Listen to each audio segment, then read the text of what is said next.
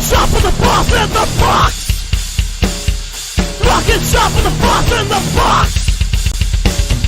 Talking shop with the boss in the box. Talking shop with the boss in the box.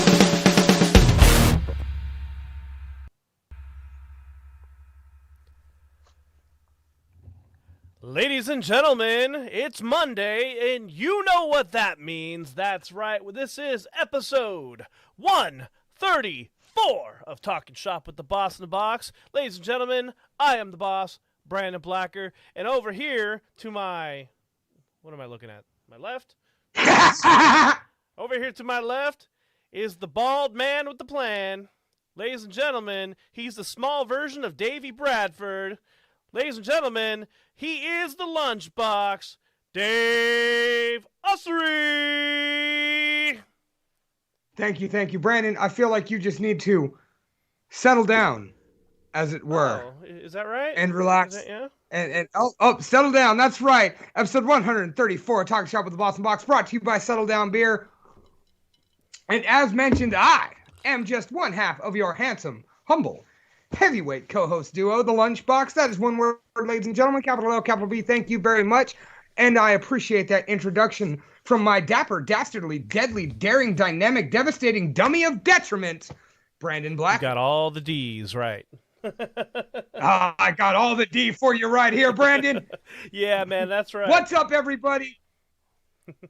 I was just going to say, ladies and gentlemen, our shopaholics are alive tonight for episode 134. How you all doing tonight? Let's drop in the chat. Let us know how you're doing. I know Mike Vanek's in the meat department. What's up, Vanek? We are missing our resident furry mascot in Jordan Marin Harrison. I guess she's not here. For the same reason why episode 133 ended last week.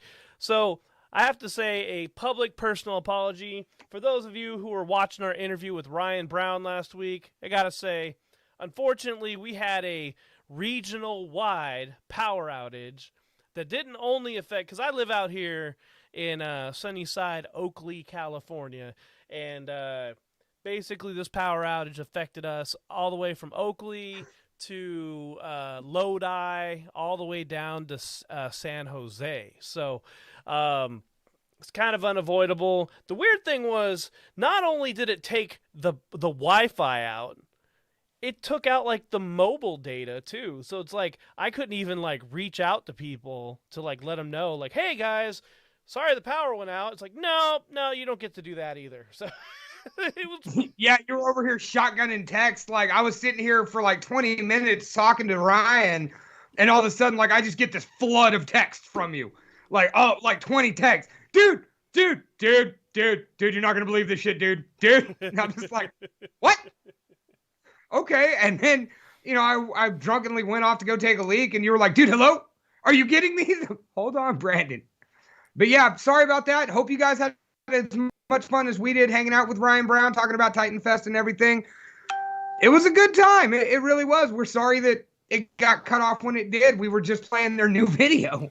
I know, right? Hey, let's have an entire episode and dedicate it to promoting their new video. And then the minute we go to play it, let's shut the entire regional West Coast down.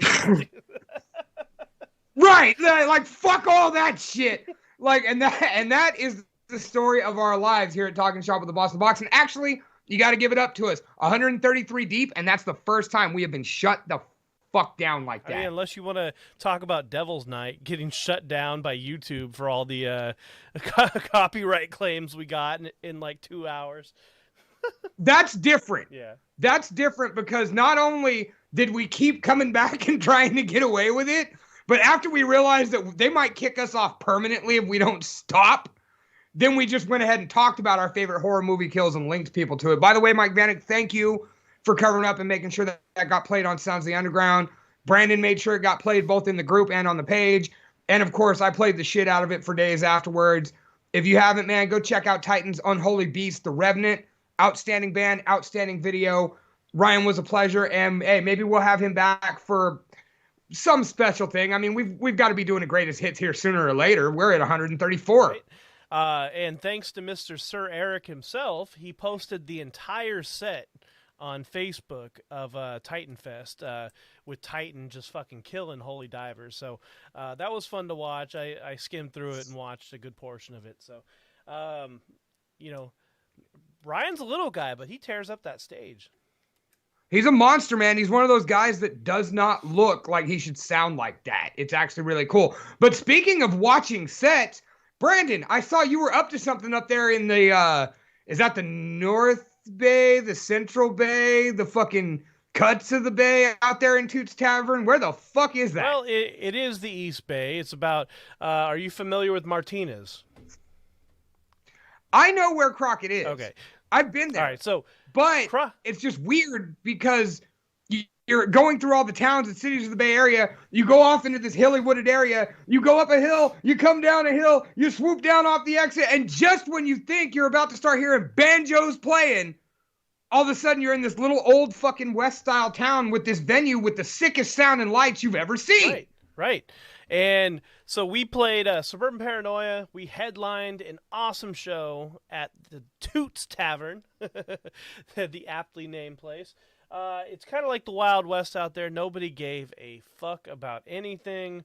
You just go and do your thing. So for Saturday night, out in the middle of almost nowhere, we played to a brisk house of like 30 to 40. And the room's not super, super big, but when you put like 30, 40 people in there, it makes it seem like you're playing in front of 300-400 people. So the crowd was electric. Dude, I couldn't have asked for anything better. I'm still paying for it, though. I'm still sore and stuff hurts. So.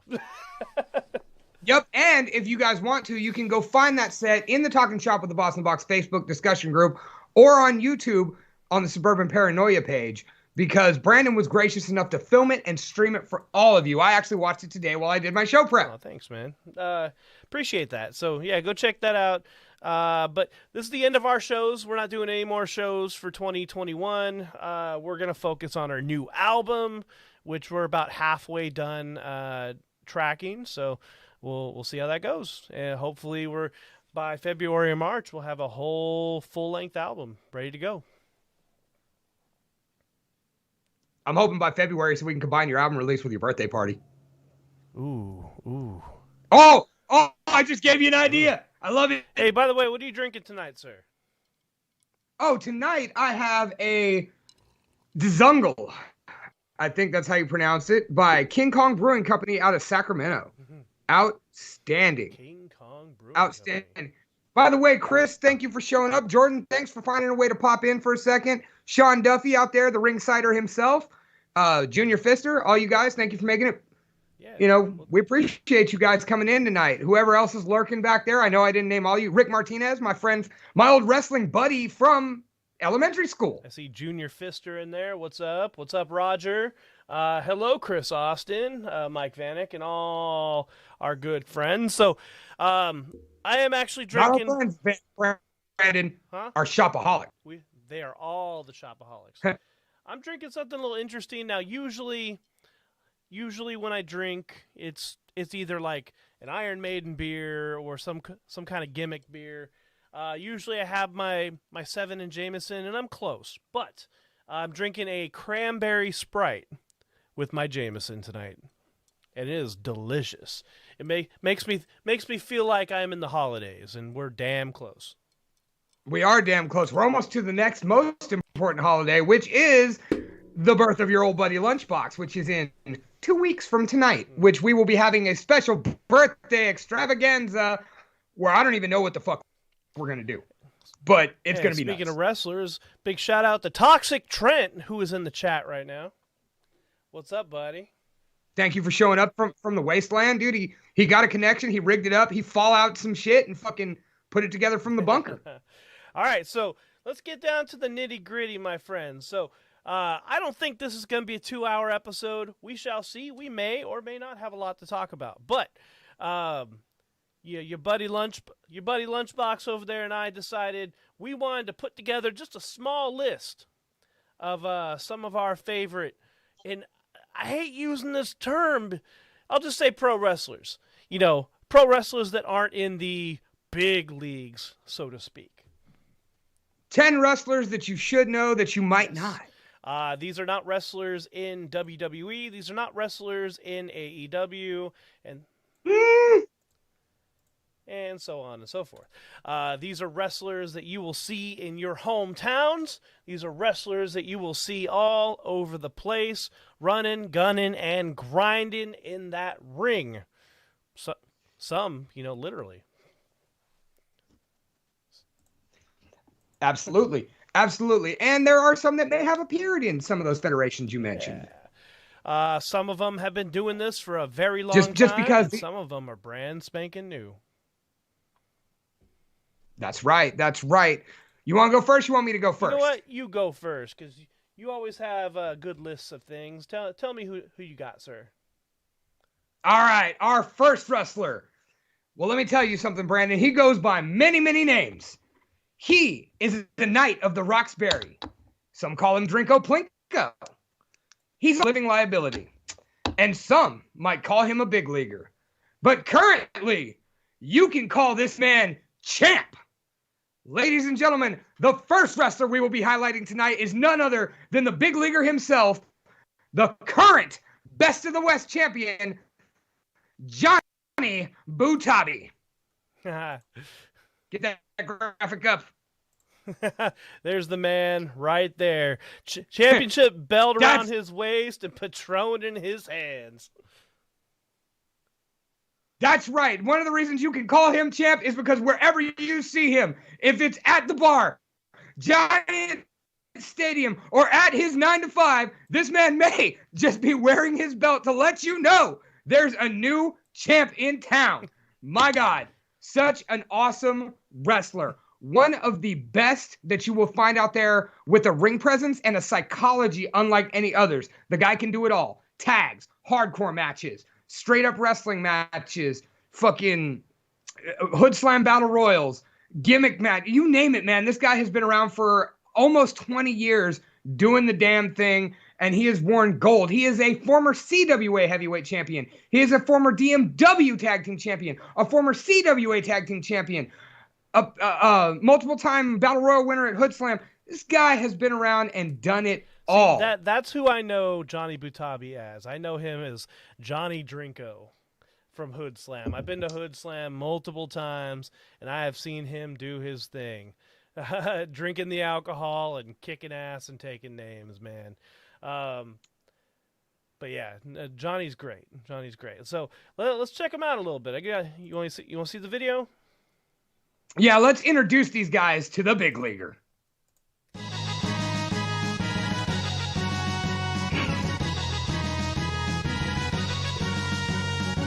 Down goes Funny.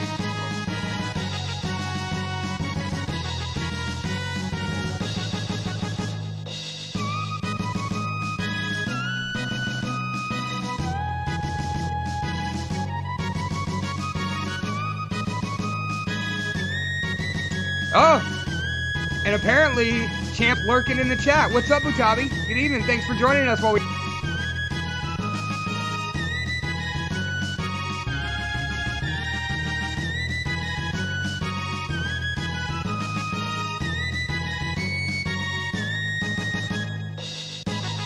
Look at that elbow drop. That's Ric Flair-esque.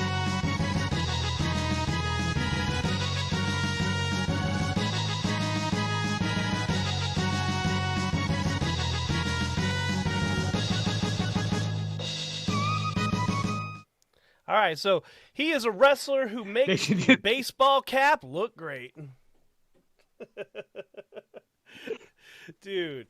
Oh, man. I think my very first memory of seeing him wrestle was in Hood Slam, and I think he could confirm or deny. It's been a long time, but I think he like completely just shot an entire bottle of whiskey before he wrestled.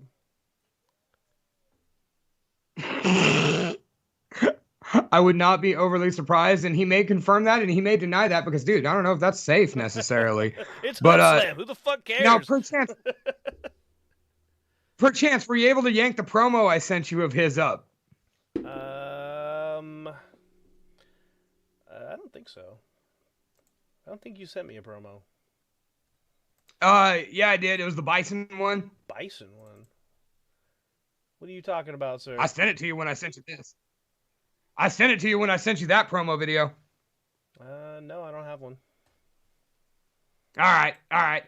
Either way, this cat, not only can he pull out the ring psychology, but one of my personal favorite things is he does not forget the comedy aspect, the entertainment aspect of wrestling. And I would kill to see this man take on either Colt Cabana or my personal favorite spirit animal, Toro Yano from NJPW. Yeah, dude. Oh, Toro. Oh, Jesus Christ. Can you imagine the hijinks with that? I just wonder if he would buy the DVD. Aw, dude, you know he's buying the DVD. Do you think he'd buy the DVD? Do you think he'd come over to the announce booth and ask us if he could borrow $40 for it? Yeah. Yes, I do. Either way, on the comedy aspect, that's where I'd like to see him wrestle. Otherwise, I'd love to see a physical match between him and Hangman Page or him and Mox. Ooh. I would even venture to say maybe even like an Eddie Kingston. That would be great. Brawlers. Oh, God. Brawlers. I'd love to see some brawls. Ooh. Only 40? Yeah, only 40 in March. Hey, I'm sure if you need $40, Johnny, just Venmo Inmar. He's got you. Now I know Butabi is quite the gamer, based on what I see on social media. If he's still in the chat, what's up, man? What are you playing right now? What game is frequenting your systems right now? I did buy that Nickelodeon Smash Brothers type game, and it's okay. It's all right. Yeah, because I saw you jamming on that a few weeks ago. So, yeah, let us know what you're jamming. Oh, Jurassic World Evolution 2. Sweet. Nothing like a cool build 'em game. Build 'em game and making your own Jurassic Park. You ever made your own Jurassic Park, Dave? I have not made my own Jurassic Park. So is this like a roller coaster tycoon, but Jurassic Park style? Exactly. No shit. Yeah. I should probably get on that then. Like I ever have time because I have a 2.5-year-old, but and I work for Coca-Cola in the holiday season. Well, that's your problem. It is my problem, and I got to deal with it. He says he has made several. Awesome. I need to do that too. I used to do that with like RPG Maker all the time, and Dragon Quest. Whatever. I can't think right now. I haven't drank in fucking. I haven't drank in like 4 months. So now the whiskey. It was like 3 weeks ago. You lying sack of shit. I had a little bit of wine. Come on, give me a break. You drank a whole bottle. Francisco's on a Castlevania binge. Hell yeah. If we got some Nintendo players, drop your favorite NES game in the chat. I want to know what your favorite NES game is. Butabi says once he clears the scenario, he lets the dinos loose and lets them eat all the people that spent $15,000 to be in his park. I'm pretty sure that's what the next movie's going to be about.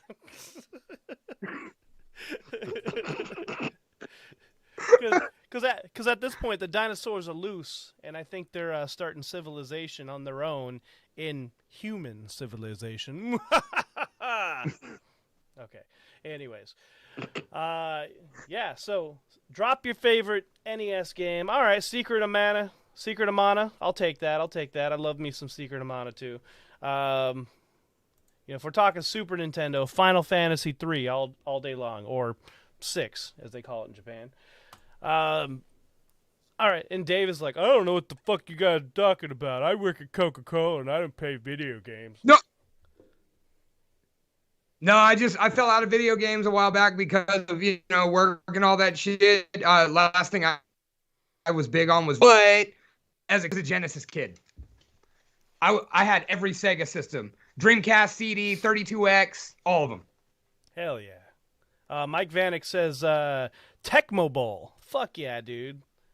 F-Zero, awesome. I counter Tecmo Bowl and I say Bo Jackson baseball. Roger Clemens baseball was my shit. Ooh. And then of course all the mutant leagues. Those games are so bad. They were good though. Yeah, dude, they were bad because they were good, or they were good because they were bad. Whatever. If I can kill the ref, I'm all about it. Mike Vanek's over there kicking it old school, Tecmo Bowl Contra. All right, so shall we move on, sir?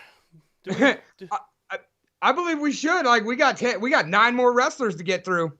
Dude, yeah, you had Clemens' first sports game that I owned. Shit, I think the first sports game I owned, because I had a Nintendo, but I didn't have a sports game until later. So the first one I had was Al Michaels Hardball for Sega Genesis. I never owned Clemens, but I rented it like religiously for like 6 straight weekends.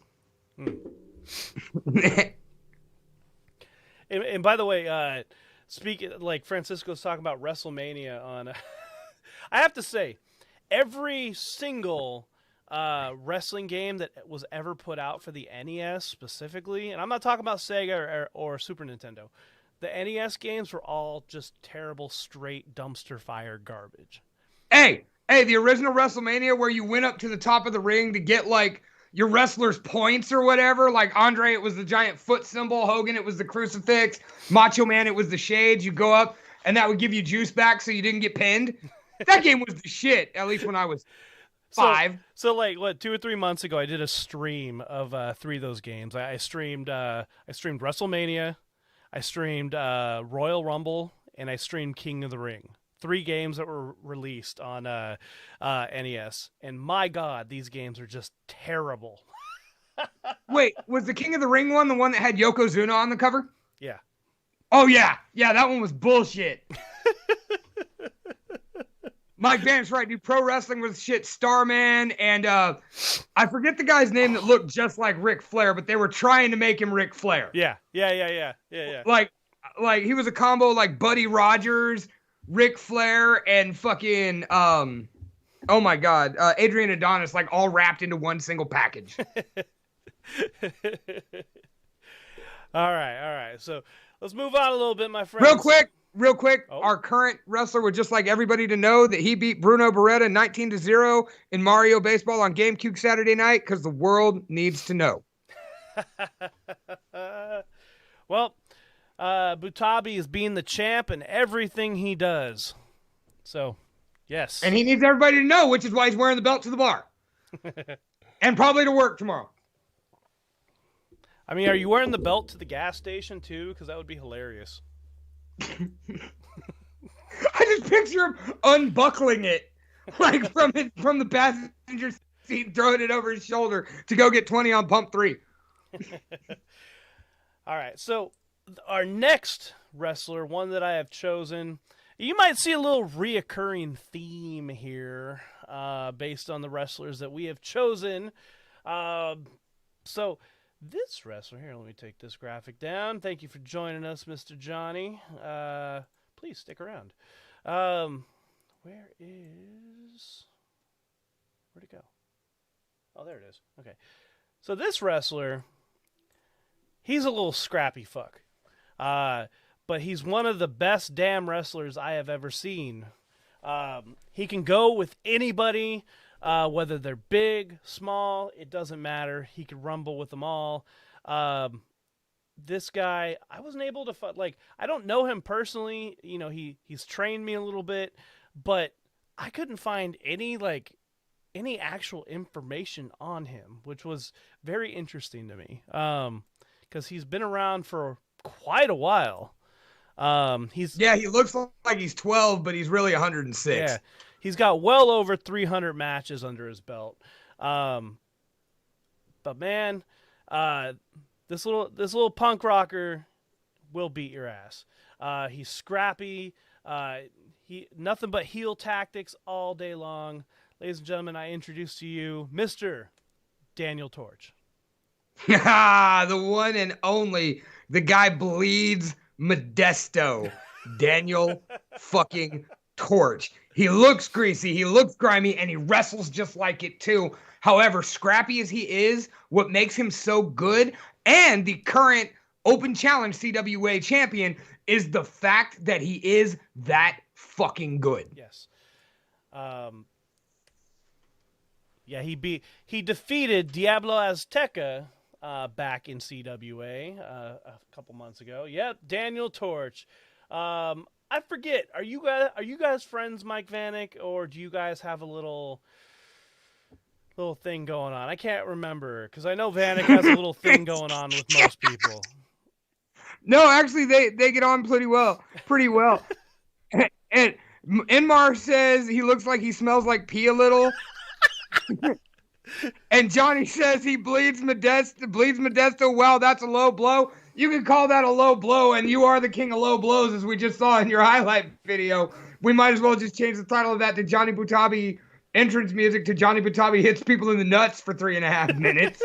But, dude, tell me it ain't true. Daniel Torch is just, you look at this cat and you see that dirty, nasty, grimy Central Valley style, which is crazy because he's so polished. Like, he reminds me of Brad Pitt in Snatch. Elaborate. Did you ever see the movie Snatch? I've seen plenty of Snatches, but I don't remember that one. Brad Pitt was what was called a pikey, which were these guys from a certain place in England, basically the gypsies. And, they were doing these bare knuckle boxing matches, and this huge yoked motherfucker comes into the ring at him, and Brad Pitt standing there smoking a cigarette, takes a drink, sets everything aside, turns around, puts his dukes up to signal he's ready to fight. And as soon as the guy walks out, Brad Pitt literally just kind of half-ass steps into a punch and knocks the guy out cold. That's Daniel Torch. You would not expect it. So see, even Butabi says Torch is so grimy that people from Atwater go, dude. So, my very first interaction with Daniel Torch was at the last CWA show. And I don't know how we got onto a conversation about Slipknot, but he was talking about, he's like, dude, I can't listen to that band. I can't listen to that music because every time I listen to it, I just want to punch babies. I'm like, you don't want to punch babies. He's like, I want to fucking punch babies. I don't want to listen to that shit because I want to punch a baby. And I think he's serious. So... I could see Daniel Torch punching a baby. As Mike Vanek also mentioned, he is a former SPW world champion. By the way, Tripp Rogers says he sees a bald-headed Snatch right now. So, take a bow, Mr. Lunchbox. Well, I mean, he's talking about both of us, dude. You act like you have any fucking hair. Yeah, but I have a hat on, so take a bow. Yeah, but it's still clear that, with your 5 head hanging out up here, that you're bald as fuck. And besides, a 5 head. Wait, hold on. Let's see. 1, 2. Oh wait, now you're at a 10. Oh wait. Okay, man. Maybe a 3.5. No, dude. Fuck you. Now you're fudging numbers and shit. You're cheating like Tripp Rogers, dude. You know what? This is why you get on with the BLE so hard, because you can't win. They sign our checks, so you got to keep your opinions to yourself. But let's talk about Daniel Torch a little bit. Can we watch a little bit of a video?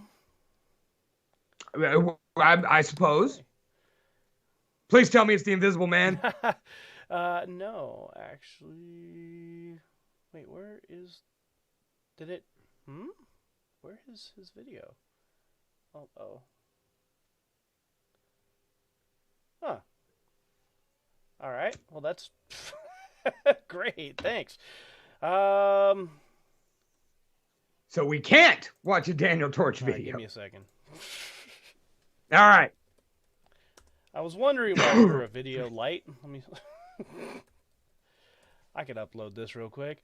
Go ahead and talk to the fine people about stuff. Inmar says, "Don't listen to him, boss. That 6-headed is sexy."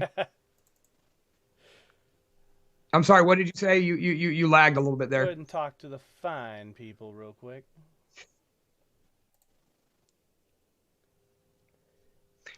Butabi says that's okay. We slipped.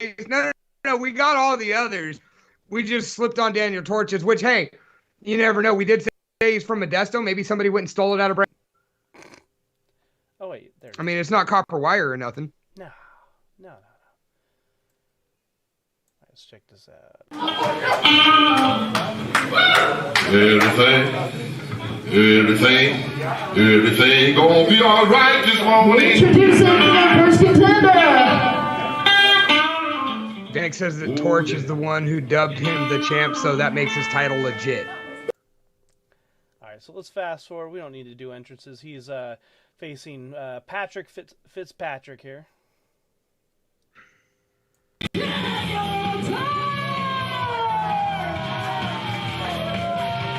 what? Daniel Torch does kind of look like the skills, but that's okay. That's just Modesto. Hey, you know what? Some people just always look like they need they look like they need a shower. Like, I mean, that doesn't mean you can't be famous. I mean, look at Post Malone. Post Malone is a multimillionaire, and that dude looks like he ain't showered in a year. For the last 10 years. So I'm just saying, you know, just because Torch looks a little grimy, it's okay.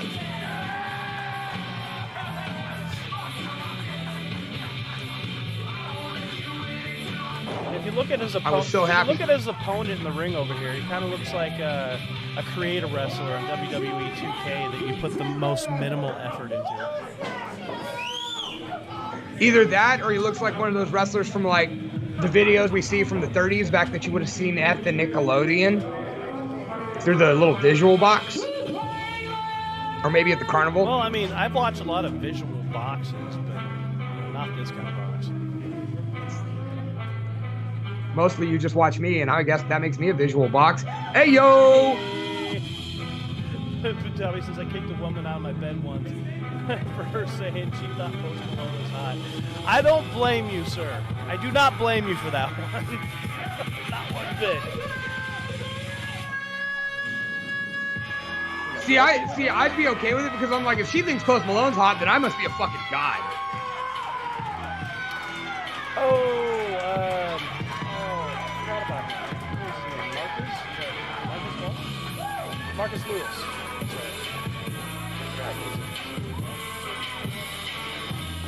Let's not forget Brandon is part of the research department for our show.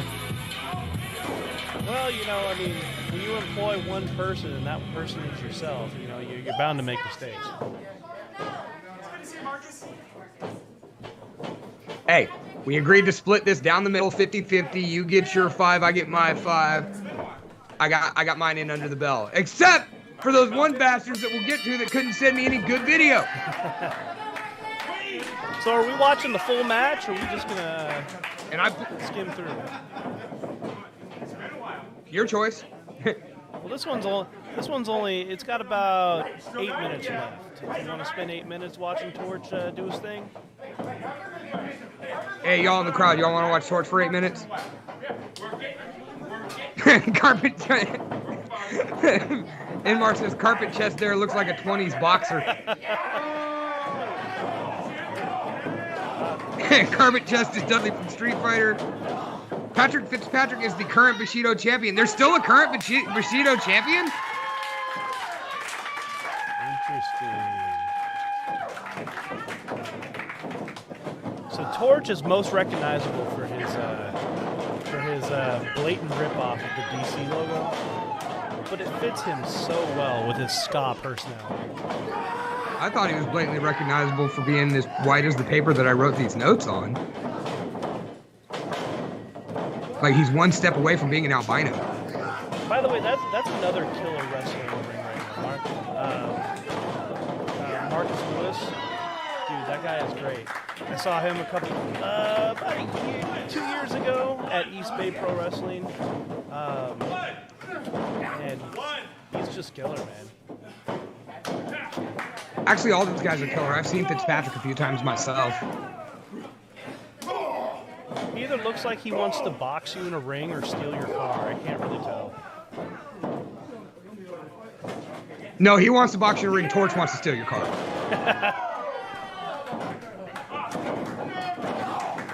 Nothing. Dude, looks like those lights might have a 3rd degree burn.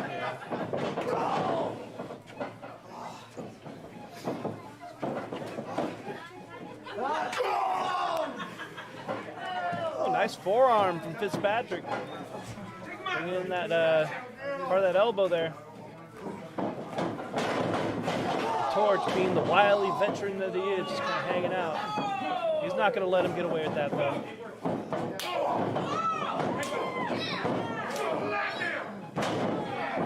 Oh. You know, I was looking up online. It says Torch is 5'10". Torch is not 5'10".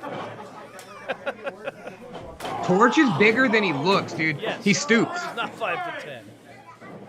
He might be taller than us, dude. He's just being as he's smaller, he doesn't have that big physique. He's wiry and scrappy, and like I said, he stoops a lot. He always kind of looks like he's hunched over. Butabi says no.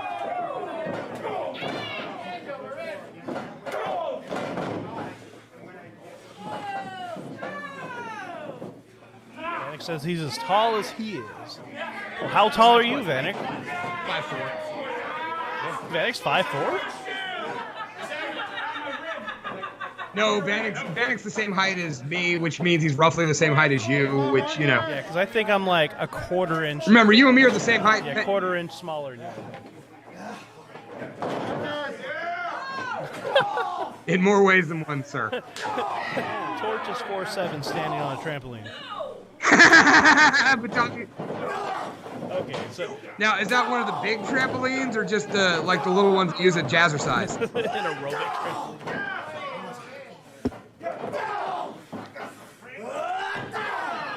Yeah, nice trade-off between these two.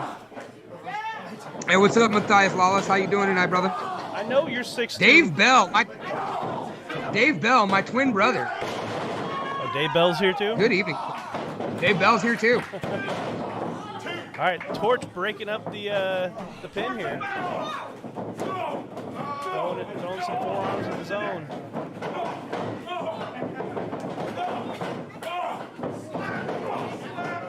He bitch slapped him. That was a Central Valley slap right there. All right, Matthias tuning in to some pro wrestling. What's up, man?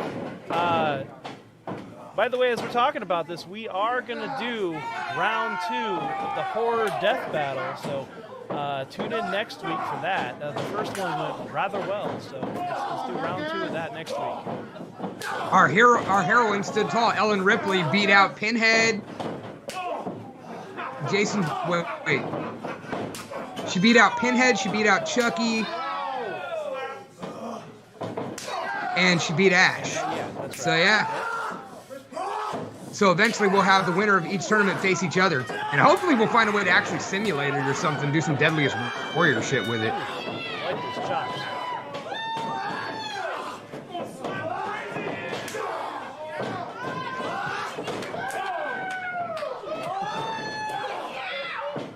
Yeah, He can wear his Roosevelt shirt. I'll be wearing my collector shirt and my Butabi hat. yeah. I didn't wear it tonight because I wanted to look dapper. Because that's what we are. We're color commentators. So I want to look dapper for the show as we talk about some of our peers. We're in commentary mode, or at least in dress. We're not in commentary mode. Body press off the top rope. All right, so let's go ahead and wrap this up and see how this ends. All right, a little outside action. Okay, let's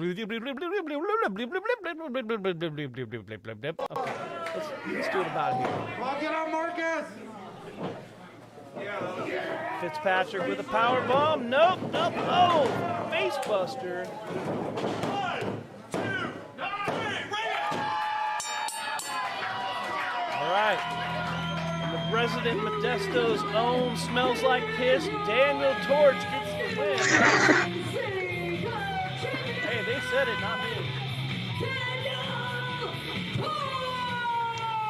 But hey, like I said, this man has had almost over 300 matches to his name. He's been killing it for years, and he is kind of the gatekeeper of the Central Valley. You say gatekeeper. I say right now he's one of the top guys to beat. Guys holding gold. We just watched him beat Diablo Azteca for the Open Challenge Championship, and they haven't announced it yet who he's facing January 8th. He better be facing when he puts that title on the line again. He could be facing me, for all we know. He could be facing you. If they haul you out of the booth, I will call that ass whooping. All right, my friend. So, let's move on to number 3, shall we? And by the way, this isn't in any particular order. These are just people that we think, are awesome. That y'all need to know about if you don't already. Yeah. And where the fuck? So, all right. Number 3. Butabi says, Torch versus Kevin Nash or we riot. Hey, if Big Daddy Cool's sitting in the crowd, or if he elects to come through that curtain, that's on him. That's on him. I'm sure that challenge is out there. Yeah. So what do you got, man? Next up on my list. All right. Now, earlier you made the statement that these are not wrestlers you're going to see in AEW or New Japan or MLW or WWE. Brandon, I hate to inform you, but you made a misstep on your fact there. This wrestler you have seen on AEW Dark, this wrestler is currently an MLW Tag Team Champion. This wrestler is a Championship Wrestling from Hollywood Tag Team Champion with friend of the show, Papa Wesco. And I saw this man wrestle Saturday night when I went to New Japan's Battle in the Valley at the San Jose Civic Auditorium. Ladies and gentlemen, my next wrestler on my list, the one, the only, charismatic and entertaining, Danny Limelight. That's right. I actually don't know much about this guy, but I've seen him pop up here and there on lots of different things. I did see him on AEW Dark, actually. So he is rather new to me, so why don't you tell us a little more about him? Danny Limelight, man, what a fucking dude. I was, after his match, I was out taking a smoke break in the smoking area, and being as he is tag team partner, a friend of the show, Papa Wesco, I shot Papa a text and was like, hey, do you happen to be somewhere around here in New Japan? And he was like, nah, dude, I had to miss it. And I was like, well, I just watched your boy rip it up, Danny Limelight. And in the exact words of Papa Wesco, and I quote, not surprised, dude's a star, 100%, man. Like I said, the stats speak for themselves. MLW Tag Team Champion, Championship Wrestling from Hollywood Tag Team Champion, Stuntman, actor, just received a role on NCIS, is currently filming his own project, Love Riv, which you can actually crowdfund if you go to his page, Danny Limelight, on Facebook. Dude's a killer. Outstanding promo. He's bilingual, which doesn't hurt. I mean, it shouldn't matter, but it's another way to reach a broader audience. And more importantly, dude's engaging. Every time I've reached out to him, whether it was to ask if it was cool if we highlighted him, or even to tell him how good his match was the other night, dude was nice enough to reach back and say thanks, give a little bit of feedback, and even take my suggestion that he should watch the Chucky show. So, no shit. Yep, I'm super high on the guy right now. Outstanding high flyer, former Marine, spent 10 years in the Corps, and posted a video of him basically fucking Spider-Manning up walls. Stellar athlete, stellar actor, stellar promo work. Play the video. All right. Let's cue this up, shall we? All right. This is Danny Limelight taking on Honest John at Championship Wrestling from Hollywood. Do we want the interview beforehand? Oh yeah. All right. Ladies and gentlemen, Jack Farmer standing by with the bodega, and you know, you There's didn't our hear this boy, from Papa me, but Wesco. Gente, word on the street is the young goats want to come after your titles. They said what? You said what? They said they want to come after your titles, B. Yo, you getting me tight right now. I'm not jacking that. Don't say B. Ever again. Ever again. Hey, don't do that. A lot of gold in the stable right here. Listen. Joaquin's eye. Listen. I don't know what's going on around here at Championship Wrestling from Hollywood. We got hogs. We got goats. Mr. Farmer, you need to get your animals back in the barn. Listen, the young goats, I remember what it was like to take my first flight and try to come show out somewhere. Listen, you want a shot? We fighting champs. We fight anybody. No, Anybody. Imar, bodega is the I stable. want to fight these little The boys. whole like, they're stable young, is the right? bodega, where you can get anything you want, I wanna including a fight. beatdown. Let me fight him. All right, rock, paper, scissors. Hold up. This is what we doing? Rock, paper, scissors? We Word finna do the this right. mother? Pause. Yo, you know the rules. You know the vibes. Listo. Rock, paper, scissors, say shoot. Bow, boy. Let's go. Nah, I'm good, man. You lost Oh, we already. fighting. Whatever, man. I got to fight right now, man. Yeah. Take care of him now.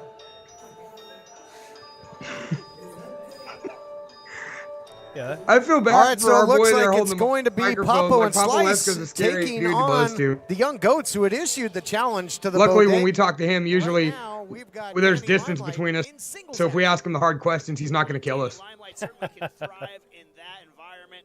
The radioactive Poppy, globe-trotting high flyer, very accomplished competitor. Yeah, the dude looks like $1 million. Like Man. I said, Papo and Danny are our tag team champions for Championship Wrestling from Hollywood, which is what we're currently watching. Danny Limelight and Slice Boogie, the other guy that lost Paper Rock or beat Danny Limelight at Paper Rock Scissors there. They're current tag champs in MLW as of last Saturday night. And Papo Esco is the openweight champion at Pro Wrestling Revolution. So, like I said, man, this stable is just the Bodega's collecting all the gold. Man, you gotta expect that's gonna happen. No honor amongst thieves, and you got two walking to the ring right now. And in the end of that matchup, it was Honest John getting locked in that Maurice Onyando, courtesy of Danny Limelight in Honest that tag John, team title okay. matchup. And That's this different. time, they I feel will bad go for this kid, man. one-on-one. Do you think Like, things don't go Honest well John for him when he has comes what to it the takes bodega? to compete against someone with the I mean, credentials of Danny visibly, I can Limelight, see why. which, as James has said, has been quite the globetrotter. Well, I mean, dude, like the first time I saw him go in there up against Papo Esco, it was, man, Papo Esco said he was starving before and he ate 5. Hey, where could I But find... this is a little more evenly matched as far as at least size Hey, goes. where could I find Championship Wrestling? I'm sorry, where what was could I that? find Championship Wrestling from Glasses Hollywood? to Slice Boogie on the outside. It's They have a Here's YouTube. Danny Limelight. Oh, look at that. Boy, almost brainbuster there. Really spiked. Honest John trying to put this thing away in a hurry, but Honest John preserves himself for the match, at least for the moment. Yeah, Right maybe. there, we can see that difference in competition level. Danny Limelight has come out in the first 30 seconds. All right, so it kind of looks like Honest John's just here to get his butt kicked. These two really got into it in that tag team title match, and Honest John was asking for everything. He's just like, God, I hope I'm getting paid well for this. And becoming Oh, a factor all right. out there was Howdy Price. What a neck breaker by Honest John. Big upset coming. No. Wow. Howdy Price put himself in a dangerous spot. Did you see how quickly Slice and Papa were about to come around the other side of the ring? Put him in a dangerous Whoa. spot, but it's paying All right, maybe I dividends for spoke Honest too John. soon, He's man. got Limelight really could be all. I thought that fisherman would have put Limelight away. He's able Oh, to get kid's got his heart up for and days, Honest no John doubt. Like he's not a rolling quitter. right now. I'm telling you guys, there's some bad blood I mean, between he's these channeling two. his Normally, inner Honest John Jesse loves that Eisenberg. release fisherman into the throw. He's tried to spike, basically a fisherman buster on Danny Limelight, just like Danny Limelight attempted to do to Honest John in the opening seconds. Honest John took his eye off the Or is- ball. Limelight making him pay, teeing off in same the guy, corner. right?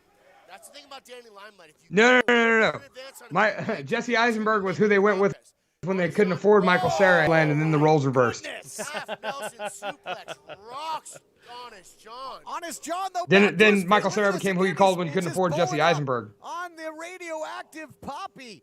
Tries to go head to head with him. Whoa, and what's he's this? Ooh, rolling nice back roll through up. That back control. Oh, that's Oh, He's got him in a choke again. ooh, There it right is, into a Maurice submission. Onyando, and he taps. He taps Perfect rear again. naked choke, and I think he's been working on that with our boy Papo Esco. Limelight. Boy, this was a sprint. It was action-packed. Let's take a look back at the action brought to you by UnitedWrestlingShop.com. Get your official United Wrestling Network gear. Here we see it right out of the show, Boom. guys. Beautiful Brain brain buster buster. by Danny Limelight. Not to be outdone. Fisherman buster there by Honest John. And then the submission blade. All right, so Danny Limelight, one of your picks. Absolutely. Like I said, I picked the guy after Papo Esco told me that was who he was tagging with in Championship Wrestling from Hollywood. I went and looked the dude up. Dude's a stud, man. I became a fan real quick. And like I said, in addition to just being a fucking title holder wherever he seems to go, seems like a decent, hardworking dude, making movies, doing stunts in shows, doing shows. Like, honestly, man, you know me. My biggest thing in life is who's putting in the work. That's who I want to fucking follow. And this cat's putting in the work. I don't know when he sleeps. I don't know if he sleeps. He might be a fucking vampire at this point. But those of y'all who like that match and who like any of what we show you tonight, go check out all these wrestlers, man. We're showing you these guys because we believe these are the 10 wrestlers right who deserve your attention, and there's more. Oh, there's a lot more. Okay, so we could do the show 50 times. We can. Like, so there are a lot of wrestlers that we enjoy. Plus, there's going to be 100 and 200 more after that. So, this is by no means a, this is what it is. Like, there can definitely be more to come, for sure. So my next wrestler is somebody that people know of, but don't know of. He's been around for quite a while. Let me get his graphic here. He's been around for at least, 2007. So it's at least, 12, 13 years? It's 14 years, sir. 14 years. He has been around. This individual is different, though. This individual is somebody who is, above all, going above and beyond to do what he has to do to be a pro wrestler. He is the handicapped hero himself, ladies and gentlemen. I introduce you, if you don't know who he is, Gregory Iron. This is a pro wrestler who was born with cerebral palsy. He also, he has a handicap. He formed a tag team with Zach Gowen. Remember that guy? Sure do. By the way, did you notice he's got Bart on his trunks there? Yes, I do. Yes, I do. So he formed a tag team with Zach Gowen. And they called themselves the Handicap Heroes. They used to be called the Handicap Handguns, but in light of many different things, they scrapped that. But he's been right. You don't say handgun. Yeah, you don't want to say handguns. Is he a lizard? What? That's an old inside joke between me and Inmar. Oh, okay. I was like, what is Inmar talking about? It took me a second too, because that's how old that's a 20-plus-year-old joke. Yeah. So, Gregory Irons, he's great in the ring. He also loves to make fun of himself because he has a disability. He is handicapped. He likes to joke around. So some of the shtick that he does is he usually has like a juice box with him. Like an apple juice box that he uses his weaker hand with, and kind of holds it, and he kind of puts it in there and sucks on it, and he plays up his real life disability into his gimmick. But he's fantastic in the ring. He's also he's a great comedy act, and he can go with pretty much everybody. Dude. This is somebody I want to meet, especially not to stereotype anybody. I am a special education teacher, so I have shown Gregory Iron to my students because, he is the epitome of epitome. Whatever, who cares? Of the fact that if he can do it, you can do it too. You could have a disability and be a pro wrestler. You could have a disability and be in the Olympics. You can have a disability and run a business. It doesn't matter. But yeah, so my pick is Gregory Iron. He's a solid hand. He's an entertaining wrestler. So let's check out a video. There was one time he was introduced into a match and he was saved by Colt Cabana and CM Punk. So that I don't have that video, unfortunately. So he's got friends. He's got friends in high places. By the way, Champ Johnny Butabi in here says that Greg is absolutely great, fantastic wrestler and a great guy. And to second your point, absolutely, the only limits we have are those in which we place on ourselves. Beautifully said. So I made it a point not to look much into this guy because I wanted to hear your thoughts on him, because you're very invested in this guy. Clearly, you show him to your students. When you told me he was on your list and I was like, who's he? Dude, you got all big-eyed and went on a tirade. And it was dope. So I was like, all right, let's see what Brandon's got in the chamber. Yeah, so I got a little bit of an older video. What I tried to do is like he has a lot of comedy stuff out there. I didn't actually want to grab that. I wanted to actually grab some in-ring stuff. So I have I've got this match. Let's see. Ladies and gentlemen, this match is brought to you by the Blind Pig, being accompanied to the ring by amazing Nate Matson, weighing in at 255 pounds from the Motor City, Big Bear Benjamin Boone. Benjamin Boone. All right. On the condition of Mr. RBI. Oh, Boone. He looks like a skinny Kevin Owens. Who was victim of a Kevin Owens on bomb Slim by Fast, Kurt. everybody. We do have an update that the Dead Wrestling Society trims him for Butabi says he's adding him versus Greg to his bucket list. Think about it. suspended a period of 30 days. Oh, I know what you're talking about, champ. Man. In that time span, but with what great. Crimson has done, The source of my embarrassment every time I run into you, attaining the Prime Championship, attempting to. and I forget. Has accomplished in his sick goal of just hurting people, ending careers, ruining livelihood. How much further can this go? This bingo hall kind of looks like the CWA hall in Hillmar.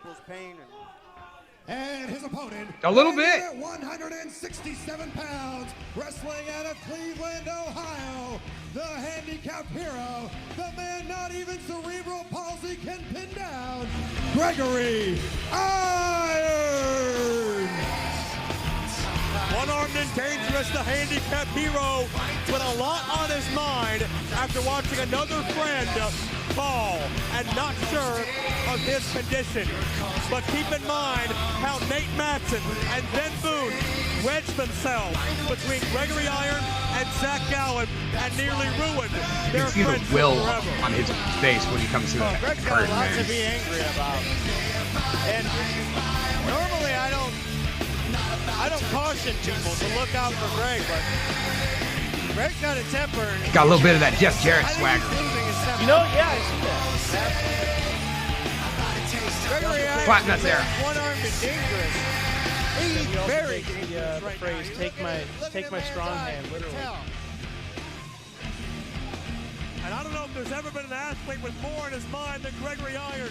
Getting over a concussion, hearing about an apparent assault on Zach Gowen, the continual damage done by Kurst, victimizing Isaiah Barnes. Hey, nice a few list, moments man. ago. Kerry, Gregory Iron has Mike had Vanek says his tumultuous list life. is Kerry He has Morton, always lived, Sir Samurai. He is against the actually an odds. honorable mention for But me. man, the odds are sure as El hell Flaco mounting right Loco, J.R. Kratos, Rick Luxury, who Well, is Gregory also Iron a running off of honorable mention for me. He's mad. Scoot, oh yeah, That's Scoot. not some a place I see him in very Jody often. Christopherson, War Pig, Brody he's a King. Oh, Brody King's dope. Fun-loving guy, happy. Daniel Torch, Fun Size, Timothy I actually Thatcher. saw J.R. Kratos. Inside the ring, and especially outside lately.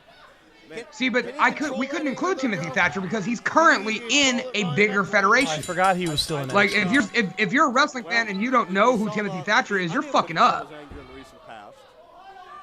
Look, there's nothing. There's no smiling. There's no. But that being said, Warpig Jody Christopherson, that's a good one, He's dude. upset with Benjamin Like I Boone. remember him He's going to upset with fucking Benjamin. absolute He's war upset at the with Fat Kurst. Cat He's with upset Brian with Boone. Cage. He's upset with Crimson. This could have been a tag And then match Brody between King was Greg also and at Zach NJPW the other night. challenging Oh, Nate no Matson shit. and Ben Boone. 2-on-2. No shit, so was Very Kratos. much a fair shake. Kratos was in the Even 10-man odds, tag I on the think same there's team as two Danny odds Limelight. going on here. But Zach Gowen, from what our sources have been told, was assaulted by See, the Sons this of is- Michigan. this is We awesome do because, receive word the Sons of Michigan documented their he's handiwork essentially on footage. using We are one arm attempting when he to wrestles acquire for the that most footage part. and provide And it that to you is, at a later I mean, I'm no broadcast here on expert by Prime any TV. means, but that is really hard to do. Well, I'd like to see it because I Like don't. typically, I haven't heard you the want to rumors keep you've your heard. equilibrium I and know balance in everything about check it. by you having you both know, arms Jeremy Madrick to provided, that's for sure. keep you in check. But like, he is essentially just using one To for the the most part. outside, where you can Nice, see the family nice. resemblance for sure. Tope You can see the suicida. intensity of Gregory Iron as he Or suicide explodes dive, on the you know, keep outside. I told you, look at that face right there. Unbridled rage. This is a man. Whichever way you want to call it. By the way, after the list, after Vanek shot his list out, Butabi's like, Samurai and Tim Thatcher literally trained me. Fuck yeah. And by the way, Johnny, it shows. We know. We can tell. Slapping people left and right. I think Sir Samurai's trained at least had his hands on anybody good in NorCal. 75 pounds on Gregory Iron. Look out. Oh, Boone just caught him like a baby. And into the hard post. See, that's what happens when a little guy like Gregory Iron gets angry and tries to fight a big bear. I like how he has the Benjamin handicap Boone. logos on his knee pads. See, what you got to understand is the odds are fair with the Sons of Michigan as far as they're concerned. Because you got to be fair to Nate Matson, and you got to be Dude, fair the to manager for Boone just totally looks like some dude. They just met outside and were like, hey, man, his actual manager didn't show up. We'll give you $20 if you do it. I'm a big fan. Fuck yeah, let's do this. What the Dead Wrestling Society did to Rhino. When's the last time you've seen Rhino? Looks like somebody you'd hang out with. This is the man that ended Jason Bane's 5-year Resolution unbeaten. No, it looks like somebody Craig would hang out with. Yeah, man's career. fuck Craig.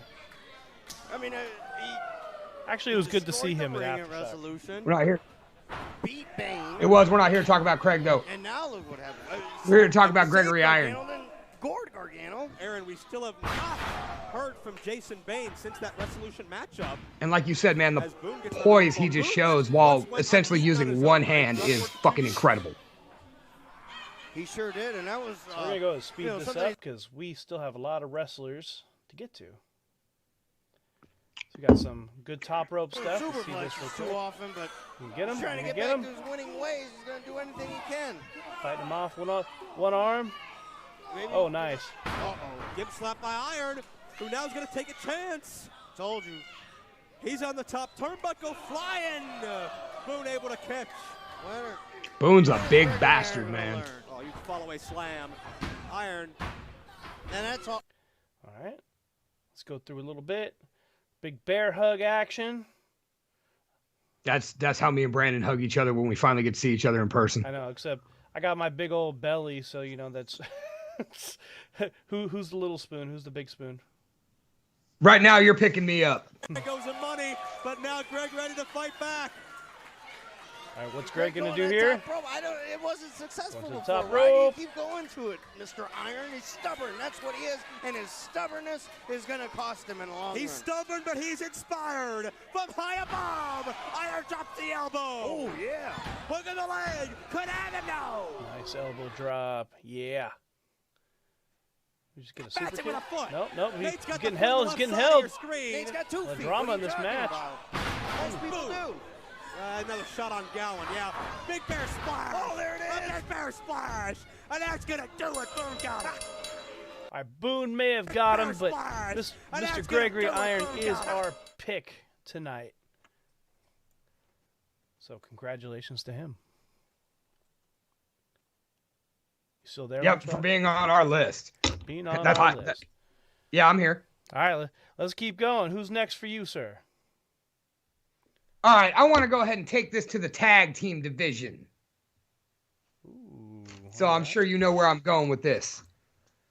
Ladies and gentlemen, if you are in the hallowed halls of strummers for Blacklist Pro Wrestling, or if you're at CWA and you hear Plain Jane by ASAP Ferg come over the speakers, the lights dim, and the crowd starts chanting for Pine Sol, that only means one thing. That means you are about to see the great Solomon King come busting through the curtain, running his mouth, leading his charges, Mr. Untouchable, Najee Morgan, and the PWI number 501 for every year for the past 35 years, the one and only Harshaw Smith. Ladies and gentlemen, I am here to talk about the longest reigning CWA Tag Team Champions, the Collectors. That's right. A bunch of good dudes who I'm afraid to be in a dark alley with. Now, you may be afraid to be in a dark alley with them, but I also know not to cross these guys. As pictured over here, the smaller guy, Najee Morgan, the bigger guy, Harshaw Smith, and in the middle, the Mad Minister, the Deacon of Destruction, the best mouthpiece the Central Valley has to offer, Solomon King. These guys not only know tag team wrestling to a T, they're both great singles competitors. Will is an inspiration for us big boys everywhere. Look at the dude. Dude doesn't look like he should be in trunks like that, but he is. And he's a much trimmer man than he used to be, which is scary because now he moves like a man of the same size as Najee Morgan. And just incredible guys. These guys have had classic battles with the Rock and Rodeo Express, the Bite Club, and of course the Best Looking Everythings, took the titles off of the world's freshest tag team. And man, I don't see anybody beating these guys for a long time to come. You know why I'm scared of the collectors? Why I'm scared of Harshaw Smith? Because if you zoom in just a little bit here, let me unlock the photo here, and I'm gonna make this bigger. If you zoom in just a little bit, look at Harshaw right here. That's Ice Cube all the way. You know how angry Ice Cube gets? I've never even made the correlation. That is Ice Cube. Man, Ice Cube's scary when he's mad. But yeah, anyways. I see what you're saying now, but like I said, man, tag team wrestling, tag team specialists personified. And once again, with Solomon King in their corner, giving the ultimate game plans, providing the ultimate encouragement. And this is not the whole stable of the collectors. We're missing their Bill Alfonso, their Jimmy Hart, Christopher Michael Lillian, and we're also forgetting that these guys are tagged up with friend of the show, Mr. Money Loves Me, Mustafa Saeed. Right. That is right. So in the end, man, this is the scariest faction in Northern California.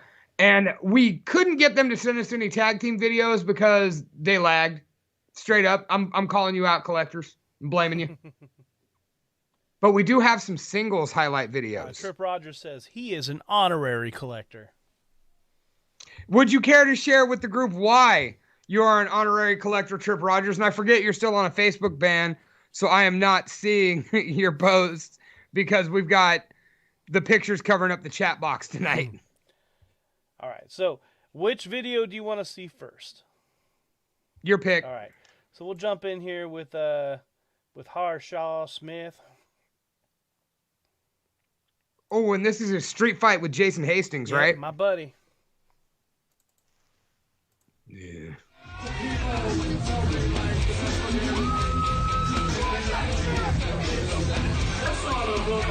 And don't get the wrong idea. Just because I have that fucking shirt hanging in my closet means nothing.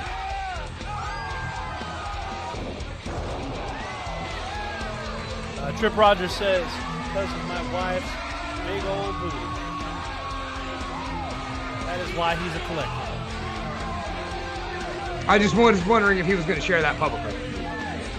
There's Lenny Two Tubs up there taking that picture.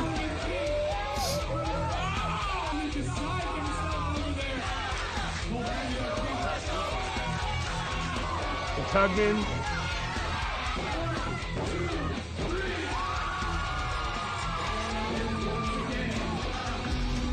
And there's Tripp Rogers crying on the ground. I'm so glad we got Tripp Rogers crying on the ground in our show.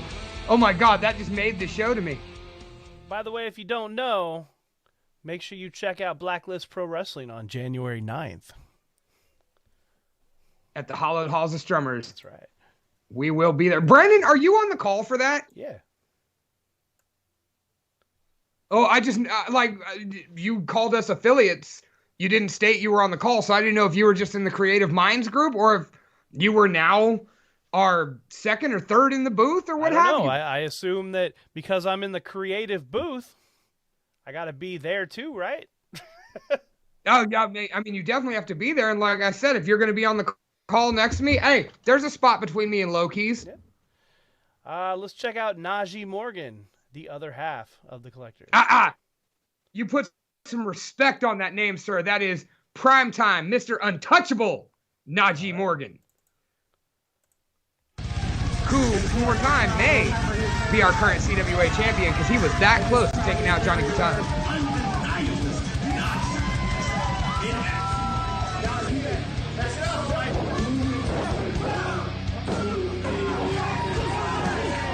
By the way, Tripp, that is one hell of a reason to become a collector. And I totally get it. His wife cooks an outstanding steak, too.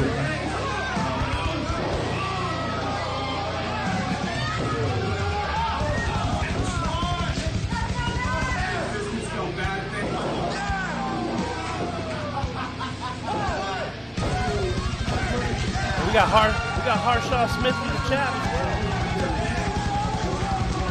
Oh, he heard Leo Border say that you are the third man.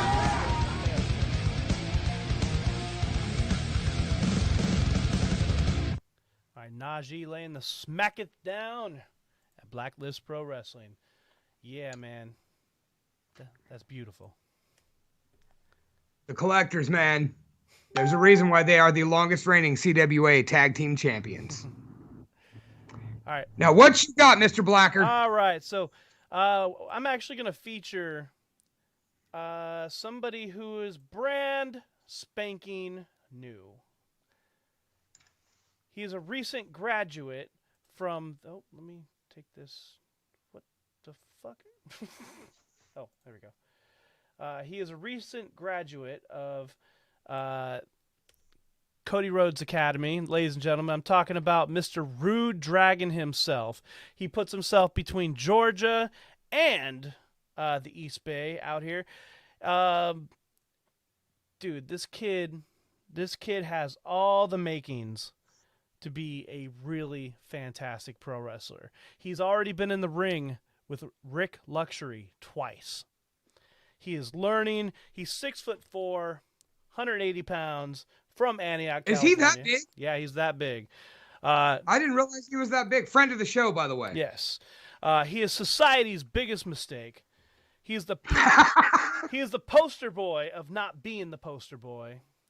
And he will make you submit with his Cthulhu clutch, as he calls it. Cthulhu. Cthulhu? Cthulhu. Thank you. I'm a special education teacher, not an English teacher. Got to get that straight. There's a difference, now don't you know? Now don't you know what, did Gershok just show up? Talking shop with the boss, and who the fuck is Dave?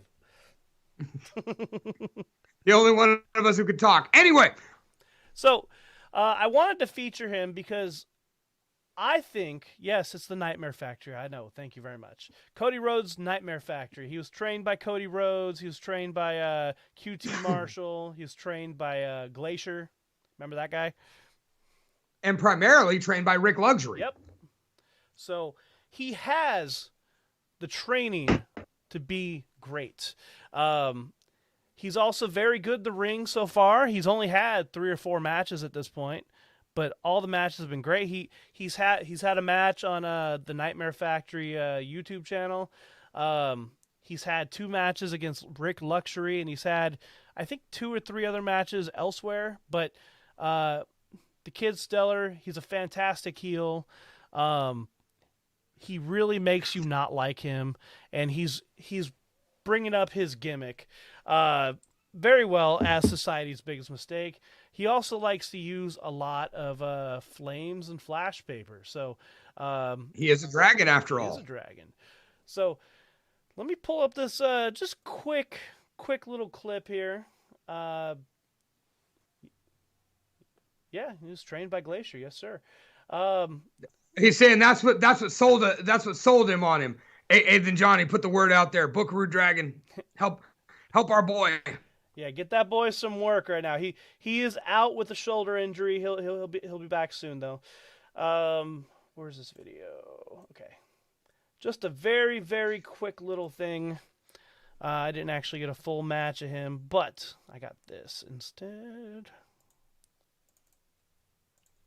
Well, and he quoted Forrest Gump and saying that life is like a box of chocolates, and he's going to eat the full fucking box. So I can go to the end here. It's a little backstory. Rick Luxury is supposed to get 5 minutes with somebody.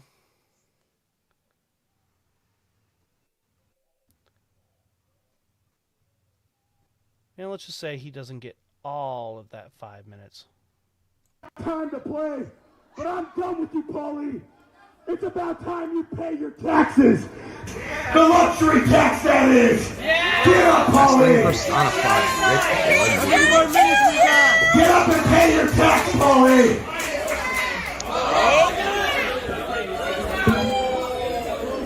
Get the lights back on. I still got 5 minutes.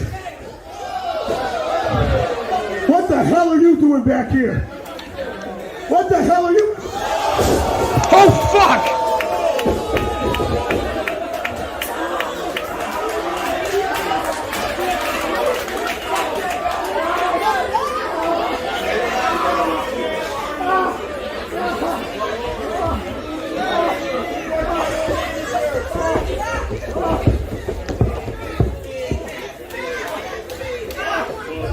What's wrong, Rick? You can't see? Shut up!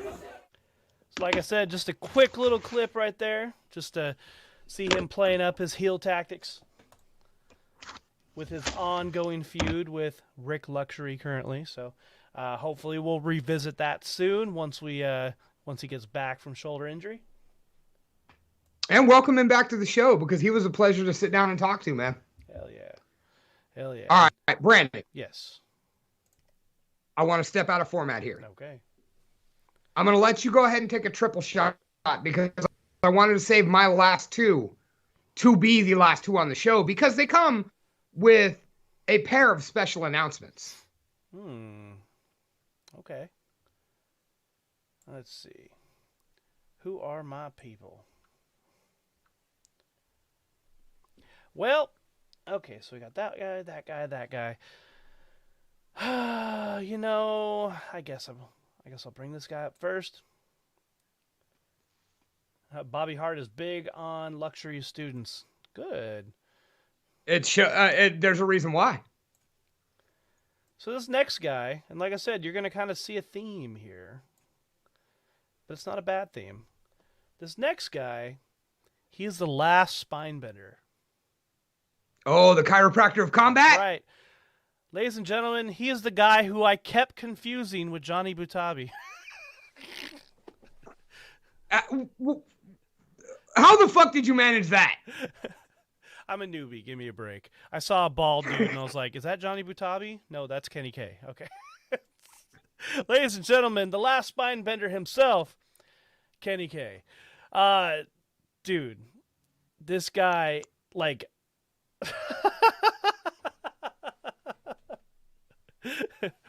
Oh, you pissed off the champ, dude. Yeah, I'll take a drink. You got it, Mike.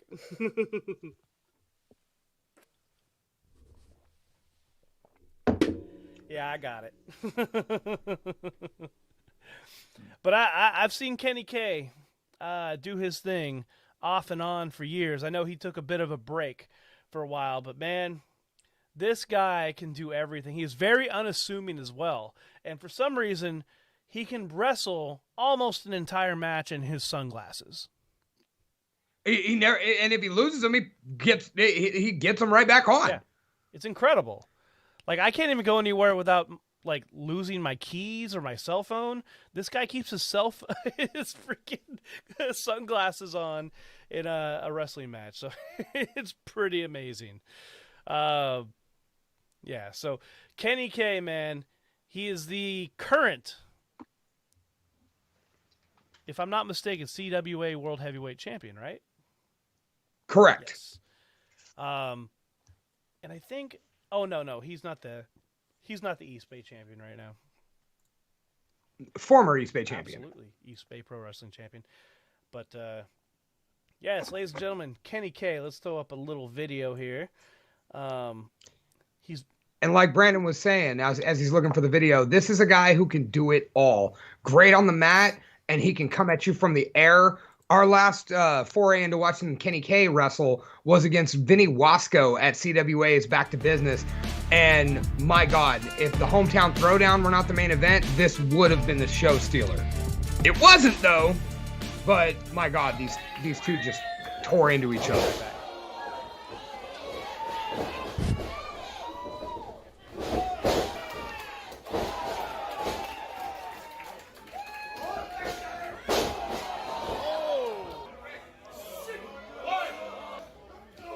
And as you guys can see, Kenny K has developed a real style of his own where it comes to attacking the spine. He is basically trying to cripple you every time out. It's pretty gnarly.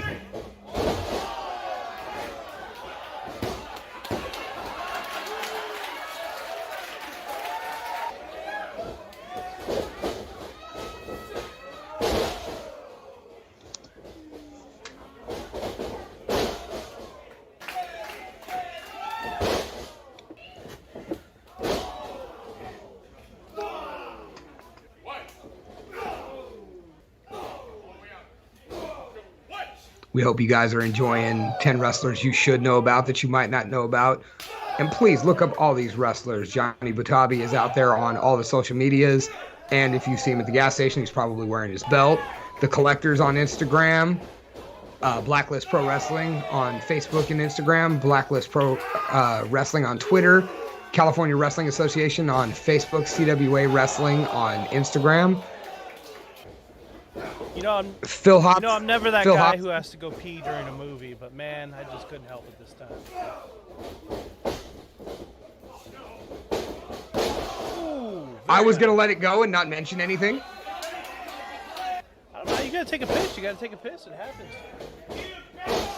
I know, but like I said, I wasn't going to mention anything, even though I'm the one to bail off and go do that sort of thing.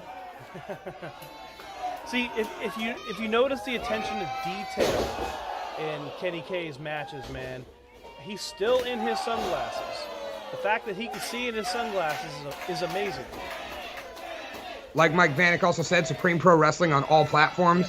While you were gone, I was plugging all of the great federations that we've been stealing from. Best of the West on YouTube, Best of the West Wrestling, or BOTW Wrestling on Instagram, Best of the West Wrestling on Facebook. Man, go get educated. If you are unaware of any of these federations or these wrestlers, fucking sleeping.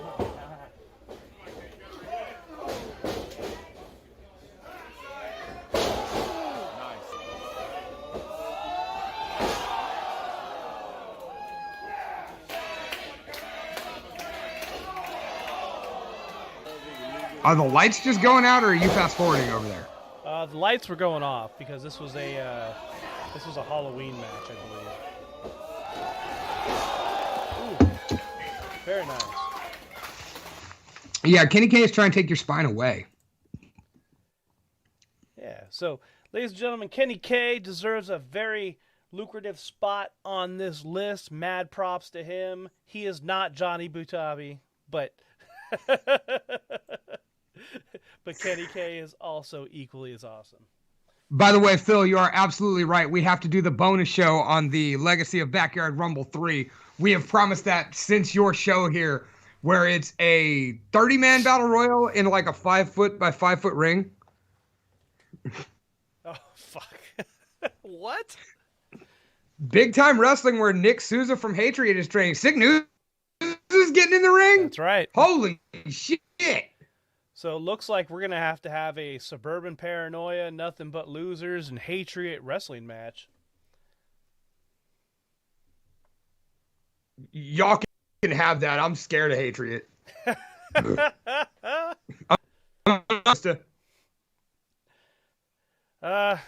Yeah. He'll break me. I'm sensitive. Sensitive now, don't you know? Okay, so, you said a 3-shot, right? So I should probably, I got to bring up my boys here. You know what? You know what I'm gonna do? I'm not even gonna. Do we have to? You know, I'm not even gonna pull up a graphic. Okay. Good, because I don't want to look at these guys any more than is absolutely necessary. But what you do need to see is what what they're all about. Ladies and gentlemen, I have to introduce you to my friends. Check it out. These guys are...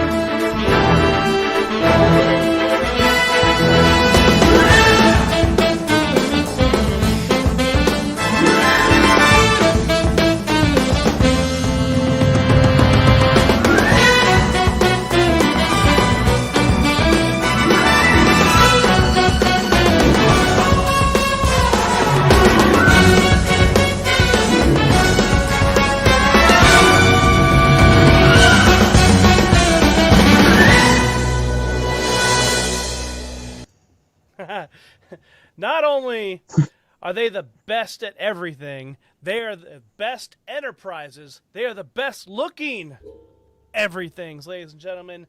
Jason Hastings and Tripp Rogers. These guys are the epitome. Yep, use that word again. A pro wrestling. You finally used it right. Yes, a pro wrestling the epitome of pro wrestling, tag team wrestling, former CWA tag team champions, and they're getting them back. They sign my paychecks, and they sign yours. Ladies and gentlemen, Jason Hastings, Tripp Rogers, the best-looking enterprises, the best-looking everythings, whatever you want to call them, they are here to stay. Hey, look. Just because there are 3 BLE shirts hanging in my fucking closet, and I'm still waiting on my Tripp'em shirt from Pro Wrestling Tees / Tripp Rogers, does not mean I have any love for these guys. Fuck these guys and everything they do. Like, luckily I'm under contract, so they can't fire me. But the best looking everythings are, I got it as due. And you know what? Just excuse me a moment. I'm going to be unprofessional for a second, because if I have to sit here and think about the best looking everythings. These are 2-time CWA tag team champions. These guys know what success is. Former CWA tag team champions. Brandon, I'm opening the last crappy beer I have that I didn't even like, just because you made my head hurt by having to look at the best looking everythings. By the way, they've beaten Mustafa Saeed, Mike Vanek, but these guys have never, to the best of my knowledge, ever had a clean win in their professional careers. They have to do it by dastardly bastard tactics. Now, hold on a second. Okay. It doesn't matter how you win. It's the fact that you get that 3 count and then you were holding gold in the air. It doesn't matter how you win.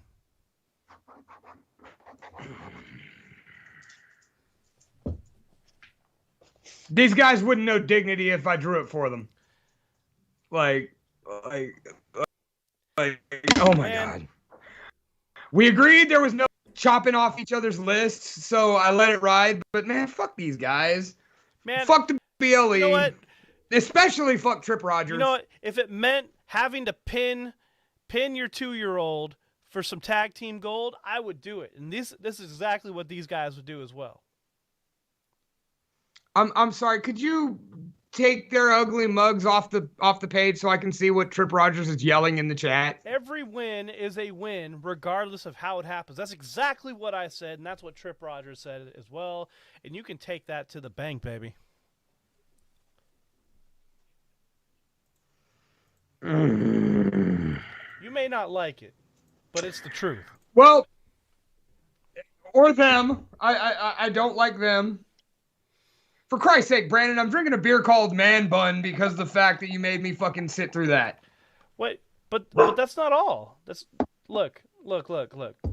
Just because we got one picture of the BLE doesn't mean we don't have 2, okay? So, let me get this straight. You're over here collecting pictures of the BLE for you to touch, BLE for you to in touch their yourself greatness to. right there. Tripp Rogers on the bottom, on a nightly Jason basis. Hastings on the top. You got the guns. The guns are fun, hun. That's what's going on, man. How many pictures do you have of the BLE?